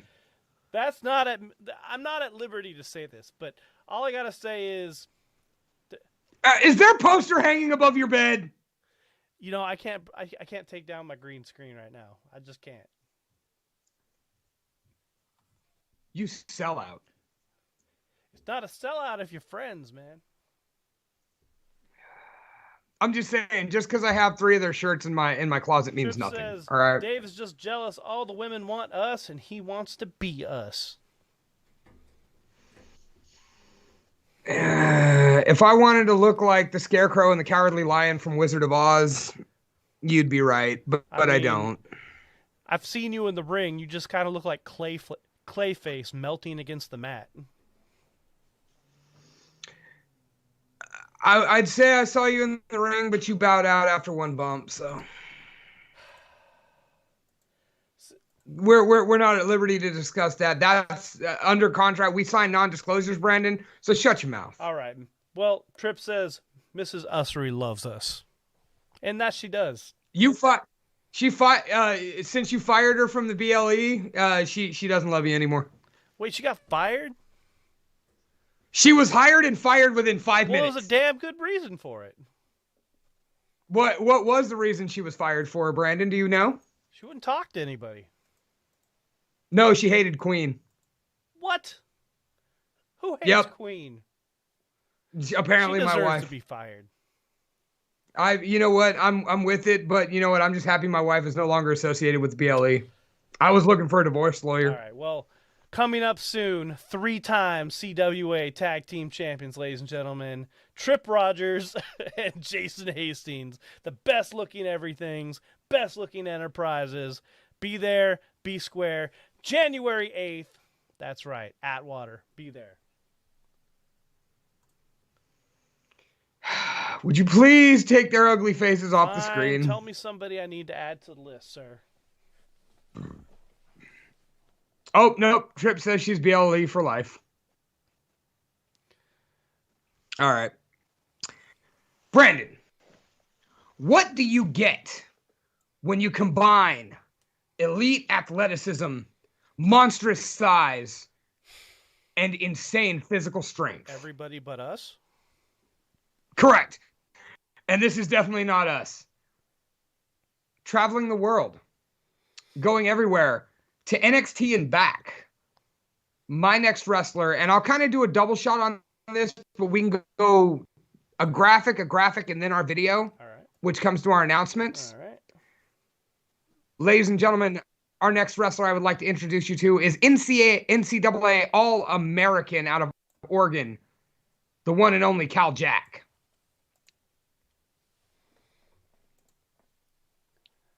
Well, that's a handsome fella there. That is a handsome mountain man of a motherfucker. And by the way, we're going to keep it a little short on him. Not because we don't have the information, but because announcement number 1 is that on December 6th, Grizzly Cal Jack will be guesting on Talking Shop with the Boss in the Box. Aw, dude. That's awesome. Yep, Grizzly Cal Jack has offered to come and sit down and talk to us about not only his time as Cal Bishop in NXT, about his traveling of the world, including the entirety of the United States, Mexico, and Japan, but to talk about all the great things that they're doing down there at the Super Beast training compound in Las Vegas, Nevada. Which leads us to our next wrestler. Brandon, what do you get when you combine insane physical strength, a martial arts, Muay Thai, and Jiu-Jitsu, killer pro wrestling acumen in a sense that is second to none? Oh, I know this one. Okay. Zangief from Street Fighter. Close, but this motherfucker is all-American and world-traveled. Ladies and gentlemen, former Marine, and a very happy birthday to number 10 on our last 10 wrestlers you should know about tonight, the Super Beast. Yeah, that. Entrepreneur, world-traveled wrestler, UWU champion, or WUW champion in Japan and the Philippines, and be in Guthrie, Oklahoma, and a very happy 41st birthday to the one and only Super Beast. Yeah. Running the training beast. Francisco called it. Called it even before you. Francisco called it. Francisco called it because when I posted the flyer today, Super Beast was like, holy shit, it's my birthday today too. Which, by the way, the Super Beast shares a birthday with not only my grandfather, the greatest man to ever live, but also Francisco, Mrs. Shaida's mother. Oh, no shit. No shit. So a very happy birthday to everybody on that list. And man, what could be said about the Super Beast, Mr. Crody here? Entrepreneur, runs a supplement company, and the leader of the Dark Arts Entertainment Group down there at the Super Beast training compound in Las Vegas. These guys are currently filming a movie as we speak, which is the only reason they're not here blowing up our DMs. Whoa. Which is for Shudder. Oh. That's right, man. Independent wrestler personified. This guy travels the world on his own. No attachments to any federation. other than those he runs and those that want to pay the money for him. Dude is a martial artist, both studying in Muay Thai and Jiu-Jitsu. Was recently at the Border Blast in Tijuana, Mexico, just last week. Well, hey, so essentially you sent me a pretty dope highlight video of Grizzly Cal Jack versus Super Beast, but unfortunately it didn't download. It wouldn't work. No. I wasn't able to get it. So I found the next best thing. And Francisco's right. He also made appearances on Josh Barnett's Bloodsport. Actually, well, Mike Vanek, you're right. Rick's Luxury is wrestling personified. Super Beast is independent wrestler personified, meaning he travels the world on his own and does things by his own rules.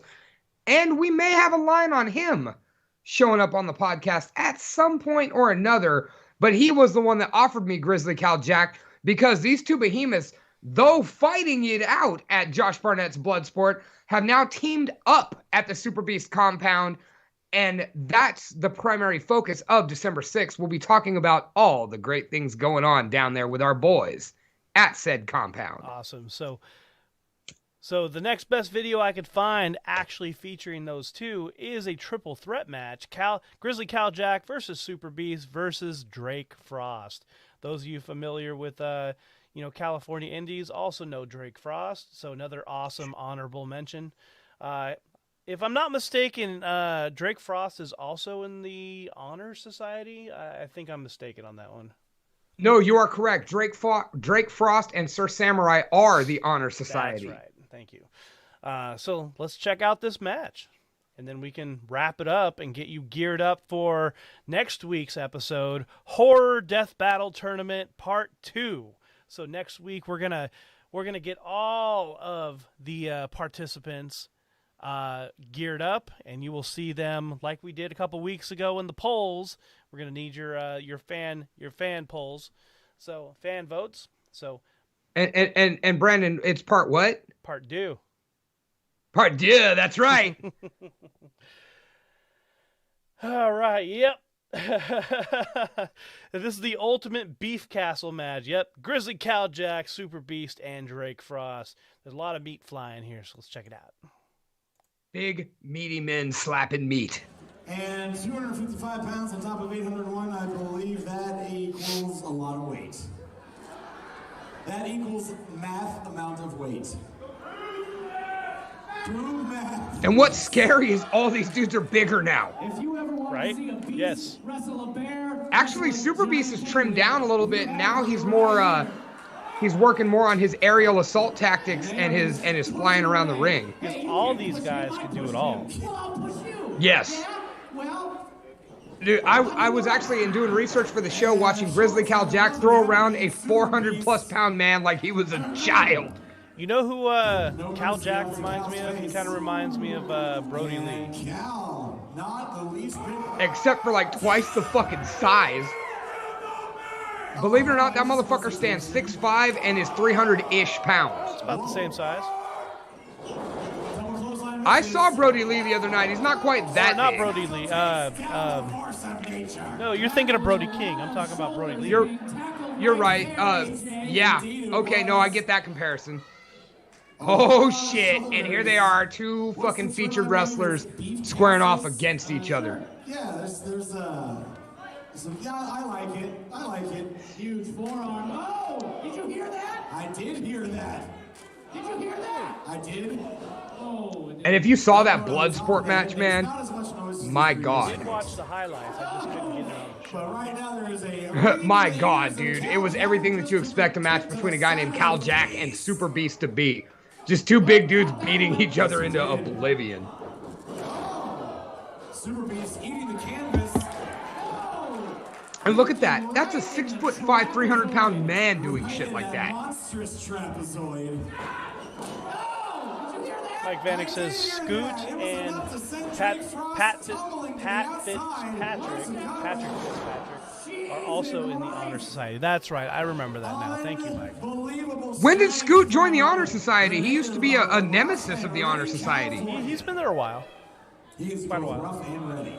I'll say Scootin'. I forget his tag team partner's name, but they used to be managed by the great Donovan Troy.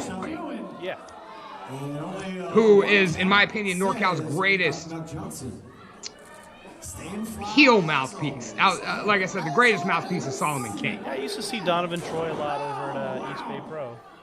I fucking adore Donovan Troy, man. Anybody who can have arguments with little kids.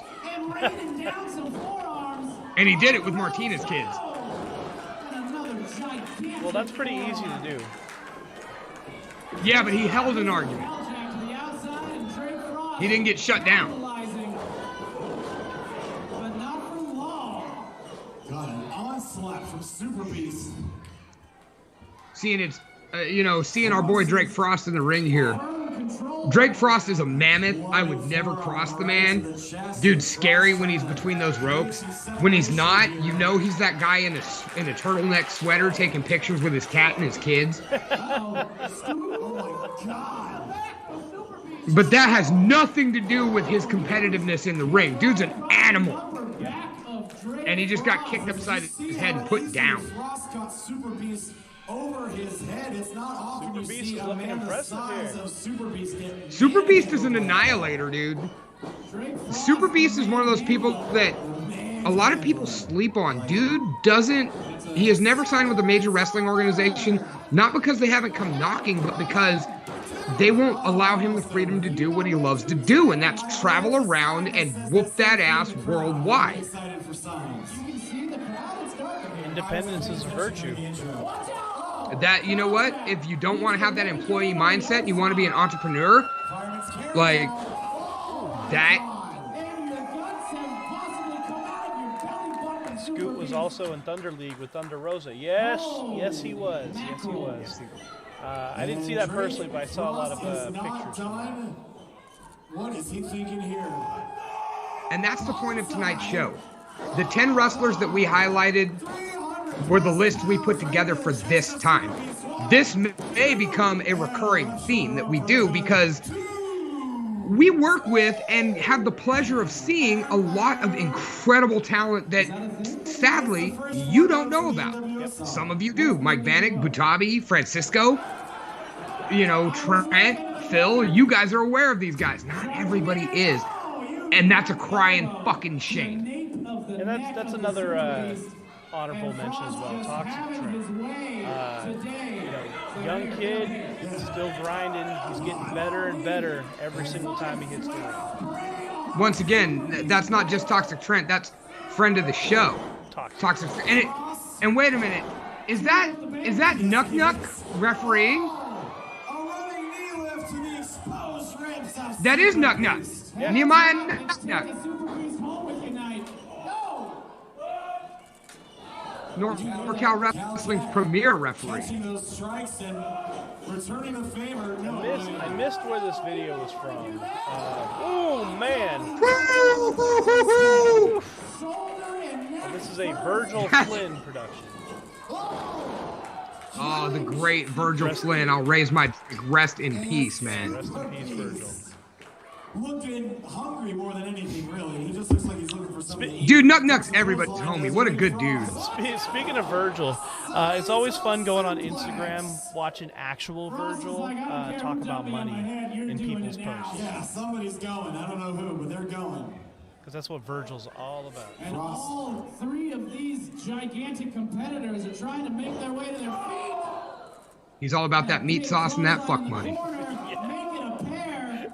But that's not, once again, that's not what we're here to talk about. We're here to talk about all this fucking beef in the ring, dude. Make it a quadrant? No. No, okay. Woo-hoo, big boot. Watch out! Oh, God, the ring almost imploded. And yeah, This is one of those things that just shows you how insanely monstrous Drip Frost is, dude. Beast mode! Beast mode. 1, 2, 3. All right, Super Beast coming out with the win right there. And we got to highlight our boy on his birthday. Happy birthday, Super Beast. Keep kicking ass, brother, and we'll talk to you soon. Hopefully.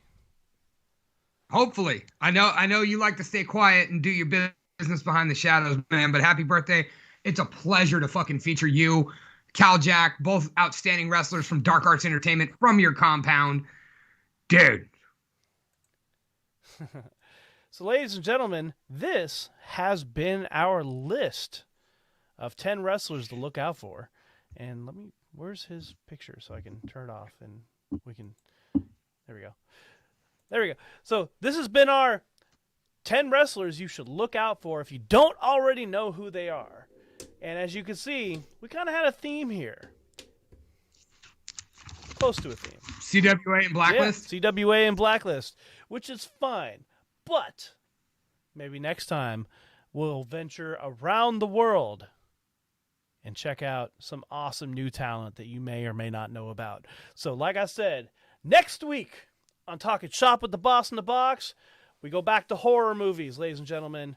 So make sure you check out that Talking Shop with the Boss in the Box discussion group, because we are bringing back for round 2 the Horror Death Battle Tournament, where Ellen Ripley from the Alien franchise won the first round, taking out Chucky, taking out Ash from Evil Dead, and taking out Pinhead from Hellraiser. So are we re-entering her in this one, or is she going to defend her crown against the winner of this one? She's going to defend her crown against the winner of round 2, ultimately crowning who is going to be the Horror Death Battle champion. And thank you, Mike Vanek, for making that flyer on your break. And in 2 weeks, we're going to have Lunchbox's birthday extravaganza, where essentially we're just going to drink and talk some shit. Oh, by the way, Tripp Rogers, you say shut up lunch pail, and I say never. Never, ever. Snack pack, Lunchable. Yeah. No, Chubby, sorry, Ash. We ran the numbers. Ash lost. Ellen Ripley took him out. I tried to argue logic and rationale the best I could, but between me arguing that plus the poll votes, unfortunately, Ash had to go down. I was really disappointed to see that myself. It was a tight race. I think that was the closest. Of them. Oh yeah, I mean, I just kept thinking that Ash was going to sweep her off her feet and just, take her on a date and just kind of call it a draw. But nah, Ellen had some fish to fry. Hey, Ripley trusts nobody.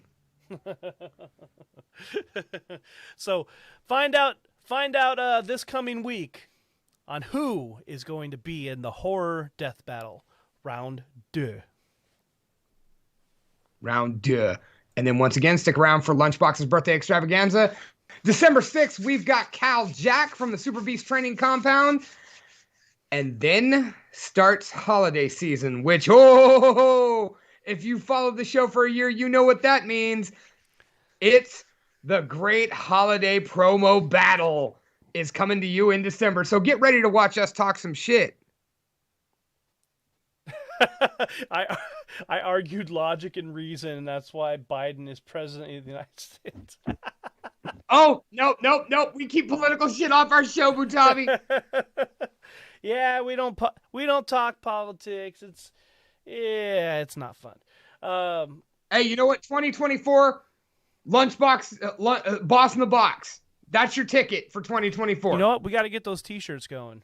So we do. Boss and Box 2024. Somebody design us some presidential candidate T-shirts. Let's get the campaign started. You can be on the cabinet, Johnny. Yeah. Now, if that ever happens, though, I'll let you be the president. I'll be the vice president because you're the talker. I'll be the dimwit that kind of says stupid shit every once in a while. Well, if that's any indication, then you'd be our president 2 terms later. All right, I'm keeping politics off the show. Ladies and gentlemen, my name is Brandon the Boss Blacker. Thanks for tuning in to episode 134. You can find me on Instagram at The Real Brandon Blacker. You can find my band Suburban Paranoia on all social media platforms and streaming places. Come check out CWA Wrestling in Atwater on January 8th. So come check that out. We're already announcing some awesome cards, including including Mr. Johnny Butabi himself taking on the Bike Club member, the vicious Sean Sims. That's going to be an awesome brawl. We're also going to see CWA World Champion Kenny K himself taking on Diablo Azteca, the former open weight champion. So that's going to be fun. I can't wait to see what other matches are going to be booked. So, keep a handle on that. Go check that out. But most importantly, Mr. Lunchbox, where can they find you? You can find me at the Almighty Lunchbox on Instagram, but most importantly, you can find this show at Talking Shop with the Boss on Facebook. Don't forget to join the Talking Shop with the Boss Facebook discussion group, where we shitpost wrestling, horror movies, and all the bullshit that you want to bullshit about all day, every day. You can find the show at Talking Shop with the Boss on Instagram, shop_talking on Twitter. But most importantly, you can join us every single Monday night live at 8 p.m. Pacific Standard Time right here on Facebook, YouTube, both at Talking Shop with the Boss, or on Twitch at Devastated Media. Come see us, man. We're here for you all through the holidays. Get ready for promo season. It's gonna get weird. That's right. Make sure you clear your calendar for January 8th at CW Wrestling, because eventually we will see the BLE be 3-time tag team champions. You ready for that, Box? You ready? Fuck you, but more importantly, hit up Johnny Butabi for your tickets. All right. Good night, everybody. See you next week for Horror Death Battle Tournament Part 2.